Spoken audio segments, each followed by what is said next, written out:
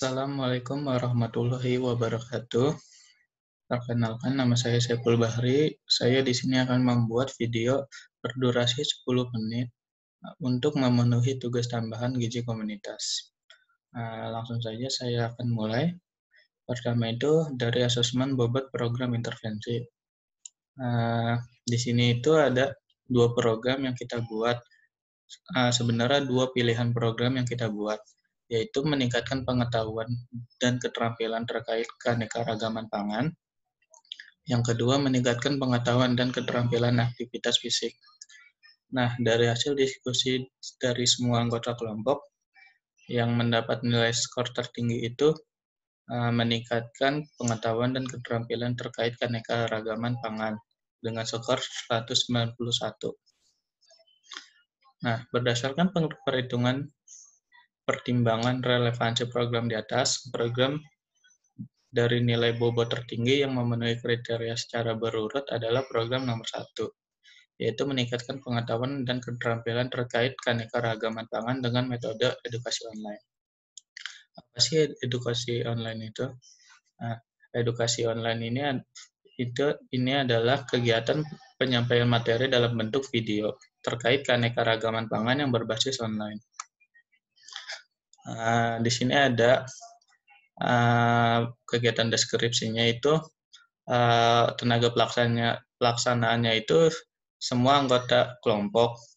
Cara pengukurannya itu ada 2, pengukuran dan keterampilan. Pengukuran itu kita lihat dari hasil post-testnya.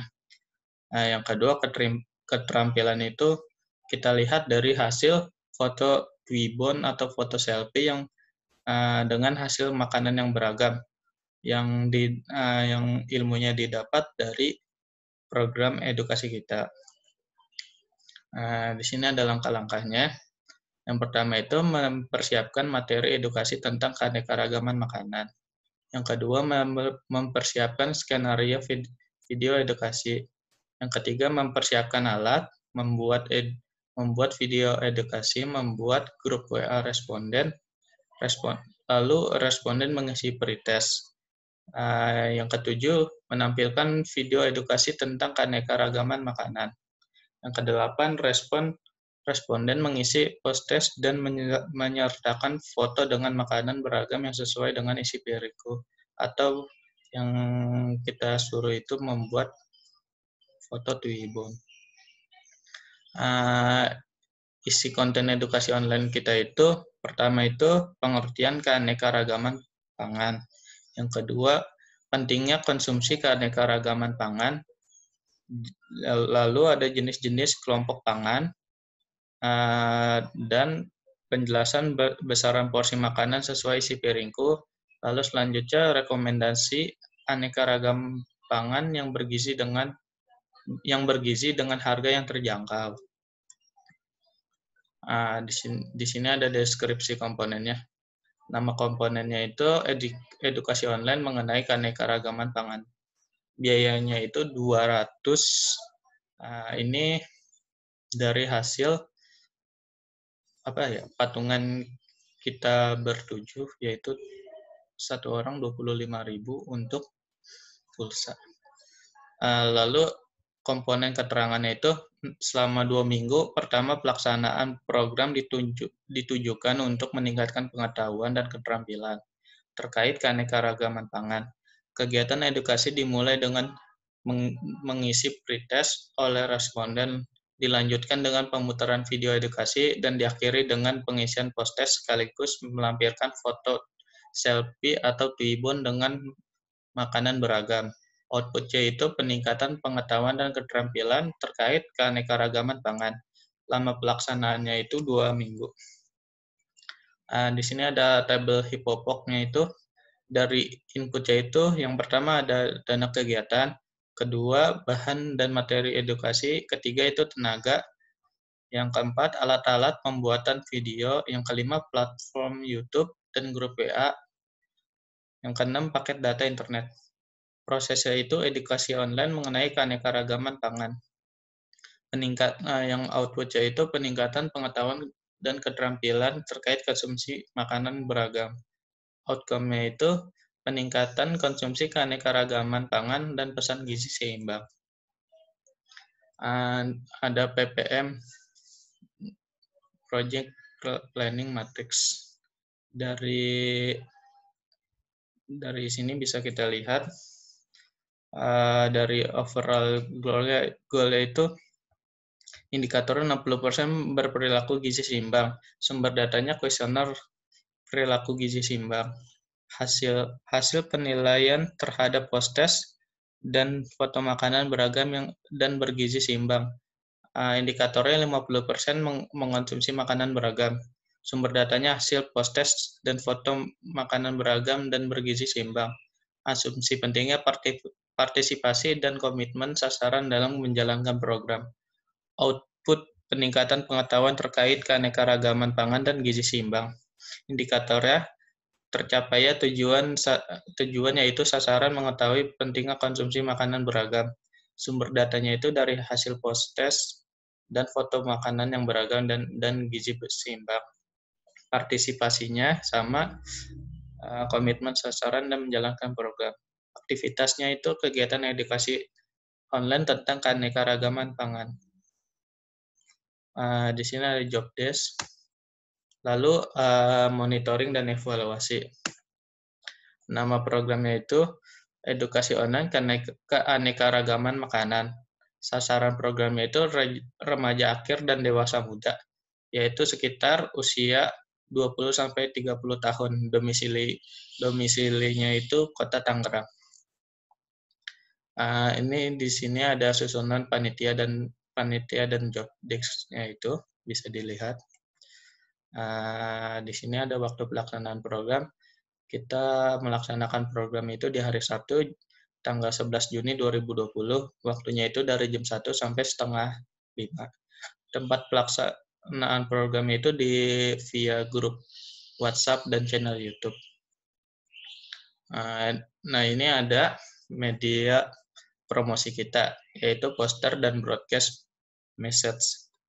Bisa dilihat dari posternya itu cukup menarik menurut saya. Di sini ada susunan acara. Di sini dibagi menjadi 8, yaitu pembukaan dari jam 1 sampai jam 1.10. Penanggung jawabnya moderator. Yang kedua, pengisian pretest. Dimulai dari jam 1.10 sampai jam 1.40. Lalu ada menonton video edukasi yang di YouTube dari jam 1.40 sampai jam 2.30. Lalu ada kita buka sesi tanya jawab yang dimulai dari jam 2.35 sampai jam 4.30. Lalu ada penutupan jam 4.30 sampai jam 4.40. Lalu ada pengisian post-test jam 4.40 sampai jam 5. Lalu kita menganjurkan posting foto Twibbon dari jam 5 itu sampai 2 hari kemudian dia mengupload di media sosialnya masing-masing. Yang ke-8 itu pengumuman peserta terbaik. Nah, di sini ada sesi tanya jawab. Pertanyaan 1 dari Siti Nuraini. Makanan aneka ragam dalam satu piring ada proporsi seperti yang sudah dijelaskan dalam kehidupan sehari-hari. Apakah Anda melaksanakannya? Apakah dasar keanekaragaman makanan diperlukan? Lalu kita menjawab, alhamdulillah semenjak menginjak perkuliahan di semester 6, ini saya pribadi sudah mulai menjalankan pola makan yang beragam, baik dari segi jenis maupun dari porsi makannya. Lalu untuk apakah berdasarkan keanekaragam makanan itu diperlukan?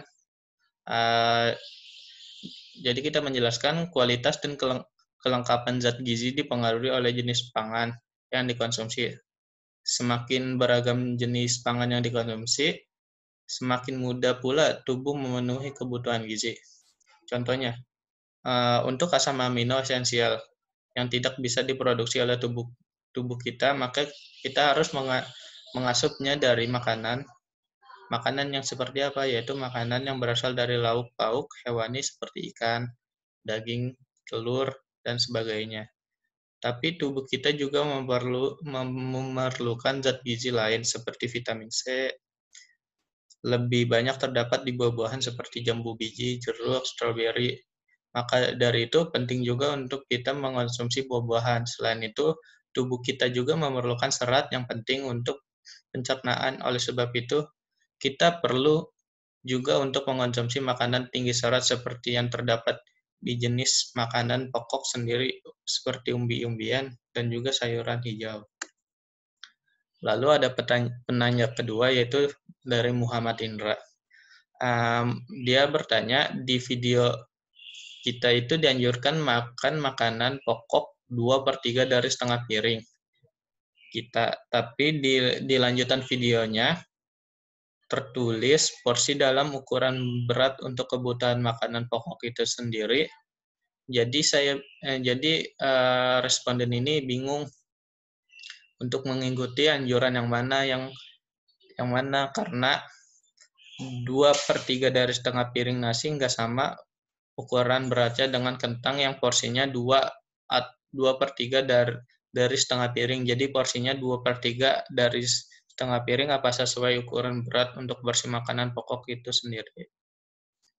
Lalu kita menjawab, sebenarnya pedoman porsi berdasarkan isi piringku itu untuk mempermudah saja pembagian porsinya di setiap jenis makanan. Jadi dari setengah piring itu 2/3-nya diisi oleh makanan pokok, sedangkan 1/3-nya itu lauk. Maksud dari setengah piring itu harus lebih didominasi oleh makanan pokok dibandingkan lauknya. Nah, untuk rekomendasi jumlah dan berat kentang yang dikonsumsi itu sudah berdasarkan rekomendasi dari Kemenkes, bahwa kentang dengan jumlah dan berat segitu sudah memenuhi kebutuhan karbohidrat dari satu piring itu. Lalu masih ada pertanyaan ketiga itu dari Siti lagi. Dia kan kita sudah menjawab, lalu dia masih agak janggal, lalu dia bertanya lagi. Di zaman serba canggih ini ada tidak suatu makanan yang terbaru yang semua bisa memenuhi kebutuhan tersebut? Apakah menurut Anda makanan beberapa tahun ke depan akan tetap sama seperti sekarang? Kita menjawab, makanan yang benar-benar memenuhi semua asupan gizi yang saya tahu itu hanya ASI. Selebihnya makanan-makanan lain harus dikonsumsi secara beragam agar semua zat gizi dapat terpenuhi. Salah satu cara adalah dengan mengkombinasikan berbagai jenis pangan untuk memenuhi kebutuhan tersebut. Terkait inovasi makanan di masa depan, selama kami kuliah di program ilmu gizi, ada beberapa mata kuliah yang mengarah kepada inovasi makanan agar dalam suatu makanan bisa memuat semua zat gizi baik, yaitu makro seperti karbohidrat, protein, lemak, maupun mikro seperti vitamin dan mineral. Jadi kita membuat sebuah makanan yang diharapkan bisa memenuhi kebutuhan, seperti inovasi nugget yang berbahan dasar daging, ditambahkan umbi-umbian dan sayur-sayuran yang kaya akan serat dan vitamin. Lalu kita setelah acara selesai, di sini ada kriteria daftar peserta terbaik. Peserta terbaik itu berdasarkan kriteria tersebut, yaitu yang pertama mengikuti diskusi dari awal sampai akhir, mengajukan pertanyaan, paling menjawab post-test dengan benar, mengupload foto Twibbon keanekaragaman pangan. Peserta terbaik diberikan reward berupa pulsa atau e-money sebesar 25.000. Daftar peserta terbaiknya itu ada Ferdi Pamungkas, Anissa Mufidah, Suci Nursalina, Novela Nadia Nisa, Muhammad Indra, Siti Nuraini dan Dia Oktaviana. Di sini ada data pribadi responden, hasil pretest dan post-testnya terkait edukasi online keanekaragaman makanan. Dari usia pretestnya itu 56,3% responden berusia 21 tahun. Post-testnya itu 63,2% responden berusia 21 tahun. Jenis kelaminnya itu di pretest 70% berjenis kelamin perempuan, post-testnya itu 73,7% berjenis kelamin perempuan. Beratnya itu di pretest 9,4 memiliki berat badan 45 kg dan 65 kg. Di post-test 10,5% memiliki berat badan 40,3 kg, 50 kilo, 57 kilo, dan 79 kilo. Tinggi badan di pretest 56,% memiliki tinggi badan. Tinggi badannya 165 cm dan di post-test 15,8%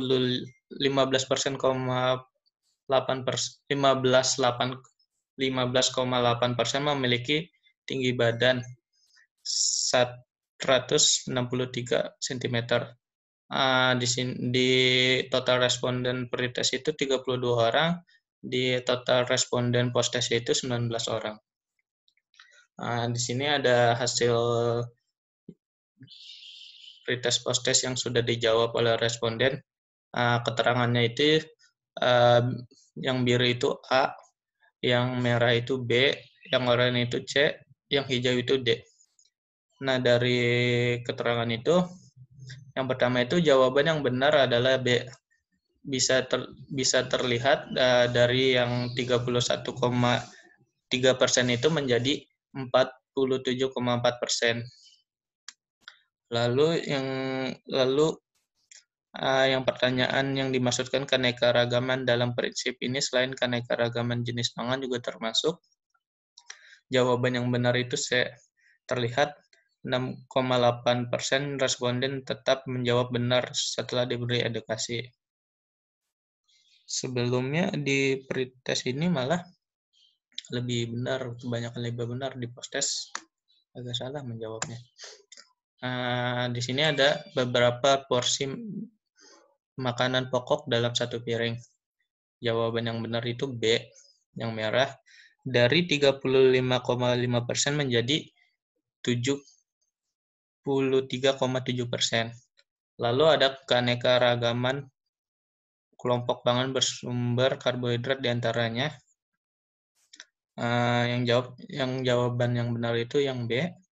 Dari 81,3% menjadi 94,7%. Di sini ada berapa porsi lauk dalam satu piring. Yang benar jawabannya D. Dari 31,3% menjadi 63,2%. Lalu ada anekaragaman kelompok pangan bersumber protein diantaranya. Jawaban yang benar itu C. Dari 87,1% menjadi 89,5%. Di sini ada porsi sayur dalam satu piring. Jawaban yang benar itu B. Dari 25% menjadi 35,8%. Lalu ada porsi buah dalam satu piring. Jawaban yang benar itu D. Dari 28,1% menjadi 52,6%. Lalu ada berupa jumlah air yang harus dikonsumsi untuk memenuhi kebutuhan air tubuh. Jawaban yang benar itu A. Dari 46,9% menjadi 42,1%. Lalu selanjutnya ada sudah mengerti bagaimana cara menyusun makanan yang beragam. Di sini responden terlihat dari hasil bahwa di sini responden bisa dilihat bahwa sudah mengerti bagaimana cara menyusun makanan yang beragam.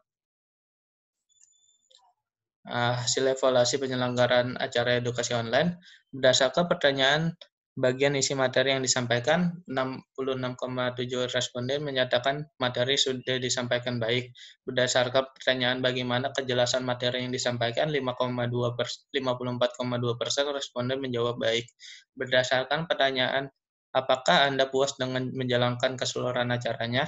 41,7% responden menjawab puas dan 33,33% menjawab sangat puas. Saran dan masukan responden bagi penyelenggara juga sangat bervariasi. Sebagai besar responden menyatakan bahwa acaranya sudah berjalan dengan baik dan mereka memberikan masukan yang sangat membangun agar kedepannya bisa menjadi lebih baik lagi.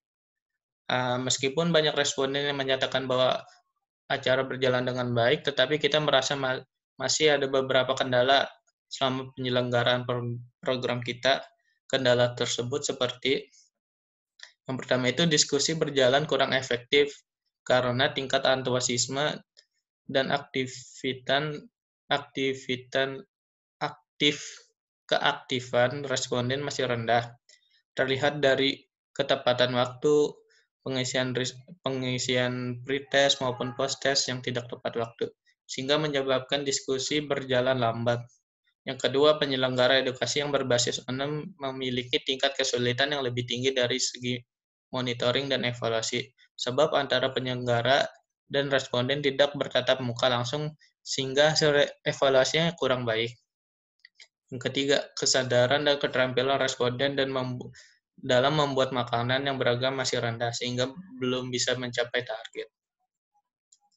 Lalu di sini ada dokumentasi kegiatan, bisa dilihat dari broadcast-nya. Di sini juga kita menganjurkan menyimak video edukasi. Linknya bisa diklik saja langsung. Terus di sini ada sesi tanya jawab. Ini juga sesi tanya jawab. Di sini ada penutupan acara, pengarahan agar responden itu foto Tweetbot lalu di-upload di media sosialnya. Ini yang mengirim foto Tweetbot kepada kami cuma 5 orang saja dari semua responden yang kita dapat. Terima kasih. Kurang lebihnya mohon maaf. Wassalamualaikum warahmatullahi wabarakatuh.